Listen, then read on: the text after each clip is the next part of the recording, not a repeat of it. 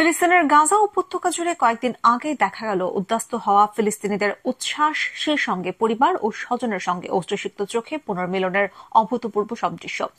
গাজায় টানা 15 মাস ইসরায়েলের তাণ্ডব চলার পর হামাসের সঙ্গে হওয়া যুদ্ধবিরতির সুফল হয়ে উপত্যকার দক্ষিণ থেকে উত্তরে নিজেদের বিধ্বস্ত বাড়িঘরে ফিরতে পেরেছেন তারা। ফিলিস্তিনিদের ইতিহাসে বাস্তুচ্যুত হয়ে আবার নিজ বাড়িঘরে তাদের ফিরতে পারার এমন বিরল ঘটনাকে অভিনন্দিত করেছেন অধিকার কর্মীরা। তবে যুক্তরাষ্ট্রের প্রেসিডেন্ট ডোনাল্ড ট্রাম্প উল্টো অবস্থানে। তিনি গাজা খালি করে এখানকার সব বাসিন্দাকে প্রতিবেশী দেশ মিশর ও জর্ডানে পাঠাতে চান। দ্বিতীয় মেয়াদে মার্কিন প্রেসিডেন্টের দায়িত্ব নেওয়ার পর গত 25 জানুয়ারি ট্রাম্প সাংবাদিকদের বলেছেন, আমি চাই মিশর আরো মানুষ অর্থাৎ ফিলিস্তিন থেকে আরো মানুষ নিয়ে যাক। আপনারা সম্ভবত 15 লাখ মানুষের কথা বলেছেন, তাদের অন্যত্র সরিয়ে গাজা খালি করতে হবে আমাদের। ট্রাম্প আরো বলেন, গাজার বাসিন্দাদের সাময়িক সময়ের জন্য বা স্থায়ীভাবে এসব দেশে সরিয়ে নেওয়া যেতে পারে। সত্যিকার অর্থে এটা এখন একটি ধ্বংসযোগ্য, প্রায় সবই ধ্বংস হয়ে গেছে, মানুষ মারা যাচ্ছে। বিশ্লেষকদের মতে ট্রাম্পের এমন প্রস্তাব জাতিগত নির্মূলের শামিল হতে পারে, কিন্তু এই অঞ্চলের ভূ রাজনৈতিক বাস্তবতার কারণে এর বাস্তবায়ন হওয়ার সম্ভাবনা কম।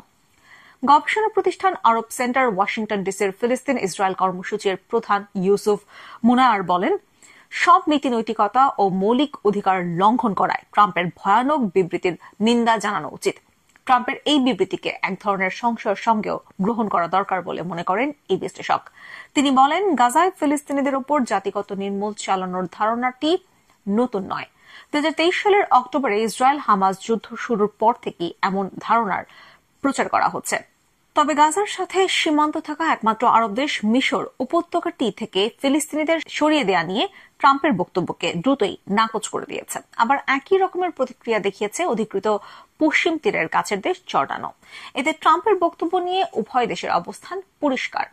ইউসুফ মোনার বলেন, দুই দেশের এই অবস্থান যে শুধু ফিলিস্তিনের বিষয়ে তাদের অনুভূতি বা তারা ইসরায়েল ফিলিস্তিন সংকটকে যেভাবে দেখে থাকে তার সঙ্গে সংশ্লিষ্ট তা নয়।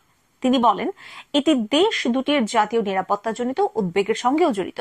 এই নিয়ে তারা কোনো ছাড় দেবে না। 29 জানুয়ারি মিশরের president Abdel Fattah al CC দৃঢ় কণ্ঠে বলেছেন, গাজা থেকে ফিলিস্তিনিদের তাড়িয়ে দেওয়ার কোনো প্রচারণায় তার দেশ অংশ নেবে না। তাদের বাস্তুচ্যুতিকে অবিচার আখ্যা দিয়ে মিশরের নিরাপত্তার কথা তুলে ধরেন তিনি। প্রেসিডেন্ট সিসি বলেন, মিশরের জাতীয় নিরাপত্তা বিঘ্নিত হতে দেয়া বা এই ব্যাপারে নমনীয়তা না দেখানোর বিষয়ে মিশরের জনগণকে আমি আশ্বস্ত করেছি।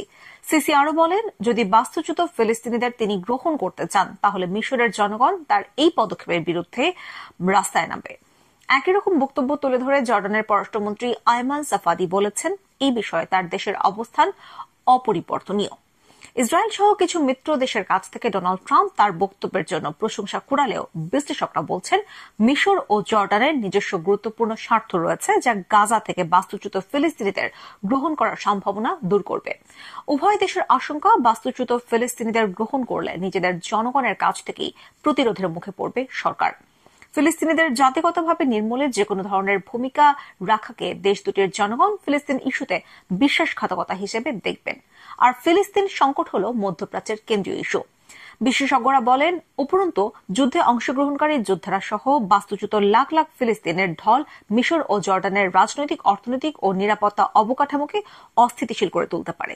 ন্যান্সি ওকাইল যুক্তরাষ্ট্রভিত্তিক গবেষণা প্রতিষ্ঠান সেন্টার ফর ইন্টারন্যাশনাল পলিসির সভাপতি। তিনি বলেন, ট্রাম্পের মন্তব্য দৃশ্যত প্রকৃত কোনো কৌশলের উপর ভিত্তি করে দেয়া নয়। তিনি বলেন, মিশর সরকার, বিশেষ করে প্রেসিডেন্ট আল সিসি এ বিষয়ে ফিলিস্তিনিদের বাস্তুচ্যুতি মেনে না নেওয়ার ব্যাপারে অনড় তিনি। এটাই রেড লাইন, এটা গ্রহণ করার কোনো সুযোগ নেই। কুইন্সি ইনস্টিটিউট ফর রেসপন্সিবল স্টেটক্রাফটের গবেষণা ফেলো অ্যানেল শেলিন বলেছেন, ট্রাম্পের প্রস্তাবে জনগণ উদ্বিগ্ন হতে পারেন, কিন্তু তিনি তার নীতির কারণে পুরো মধ্যপ্রাচ্যে যে প্রতিক্রিয়ার সম্মুখীন হবেন সেটি হয়তো পুরোপুরি বিবেচনায় আনতে পারছেন না।